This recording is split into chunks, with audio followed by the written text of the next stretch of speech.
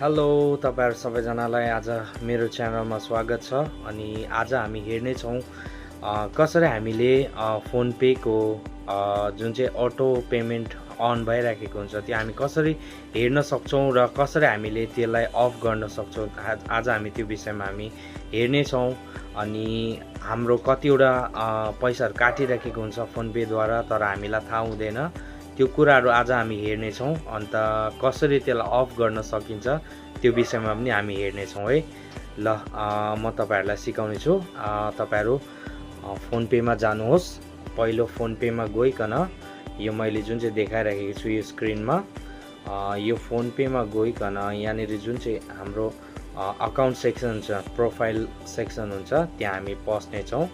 त्यहाँ हामी पस्ने बित्तिकै हामी अलिकति यहाँ पेमेन्ट म्यानेज पेमेन्ट भनेर हुन्छ यो वालामा, यसमा हामी पस्नुपर्ने हुन्छ। यहाँनेरि हामी जसै पस्छौं त्यहाँनेरि हामी अलिकति मुनिपट्टि स्क्रल डाउन गर्नुपर्ने हुन्छ। स्क्रल डाउन गर्ने बित्तिकै हामीलाई यहाँनेरि अटो पे भनेर यहाँ हाम्रो लेखिराखेको हुन्छ। हामी त्यहाँनेरि पस्ने छौं।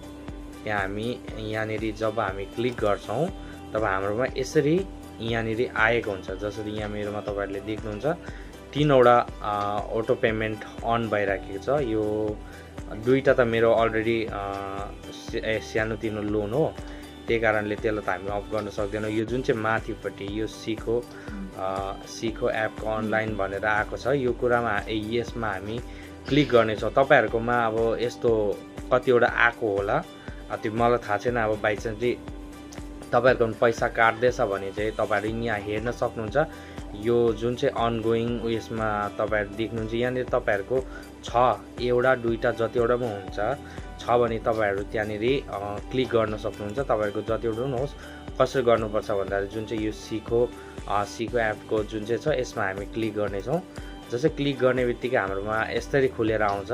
यो खुलेर आएकोमा तपाईहरु देख्नुहुन्छ यहाँनेरि 199 गरेर यहाँनेरि पर मन्थ काट्ने खाली यहाँनेरि बनिरहेछ। ठीक छ।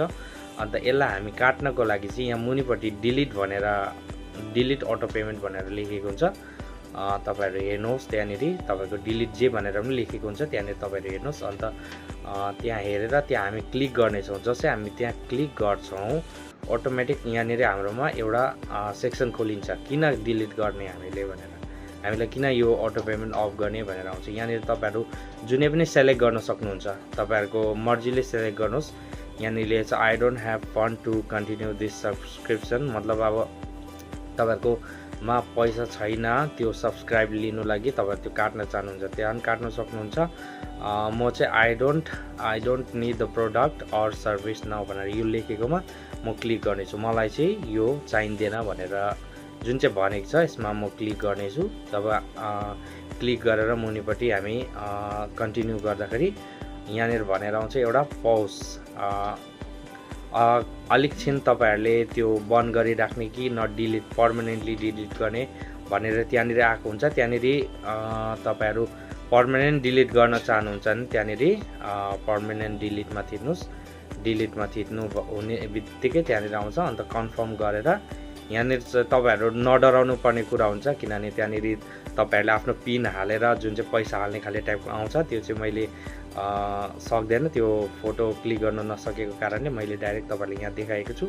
अन्त त्यो जुन चाहिँ तपाईहरुले आफ्नो पिन लाउनु पर्ने हुन्छ त्यहाँनेर तपाईहरु आफ्नो पिन लाउनुहोस्। अन्त त्यहाँनेर पिन लाएपछि अटोमेटिक तपाईहरुकोमा यसरी खुलेर आउँछ। यसरी खुलेर आउँछ भन्दाखेरि auto payment has been deleted भनेर लेखेर आउँछ। यो भएपछि चाहिँ तपाईहरुको त्यो अटो पेमेन्ट हट्यो बा तपाईहरुको त्यो पैसा जुन चाहिँ काट्दै थियो त्यो पैसा काट्न चाहिँ बन्द हुन्छ। अन्त तपाईहरु जसै बेक गर्नुहुन्छ बेक गर्ने बित्तिकै फेरि यहाँनेरि तपाईहरु हेर्नुस् अनगोइङमा फेरि अझै छ भने त्यसरी नै त्यो सेम प्रोसेस तपाईले अपनाएर त्यो अटो पेमेन्ट तपाईहरुले अफ गर्न सक्नुहुन्छ। अन्त यहाँनेरि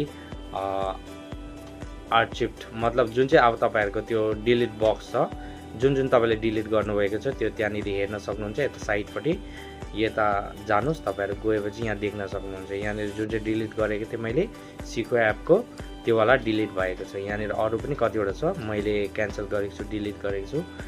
त्यसरी नै तपाईहरु आफ्नो फोन पे मा गइकन तपाईले आफ्नो जुन चाहिँ गर्ने कुरा हुन्छ हो त्योहरू तपाईँहरू डिलिट गर्न सक्नुहुन्छ इजिली। अन्त अरू त सबै कुरा यति नै हो। आज मैले सिकाउनु खोजेको यही हो। तपाईँहरूलाई कतिवटा कुरा तपाईँहरूलाई थाहा हुँदैन, फोन पेको त्यो अटो पेमेन्ट यतिकै काटिराखेको हुन्छ पैसा, तपाईँहरूलाई थाहा हुँदैन, तपाईँले सोचिराख्नु भएको हुन्छ तपाईँले के कारणले यो पैसा काट्यो भनेर, त तपाईँहरूलाई थाहा हुँदैन। यो कुरा चाहिँ तपाईँहरू आफै पनि आफ्नो फोन पेमा गइकन यो मैले जुन चाहिँ सिकाएको छु यो प्रोसेस गरिकन तपाईँहरूले पनि आफै पनि यो अटो पेमेन्टलाई तपाईँहरूले डिलिट गर्न सक्नुहुन्छ र त्यो जुन चाहिँ तपाईँहरूको पैसा काट्दै गरेको ठाउँलाई तपाईँले बन्द गर्न सक्नुहुन्छ। धन्यवाद।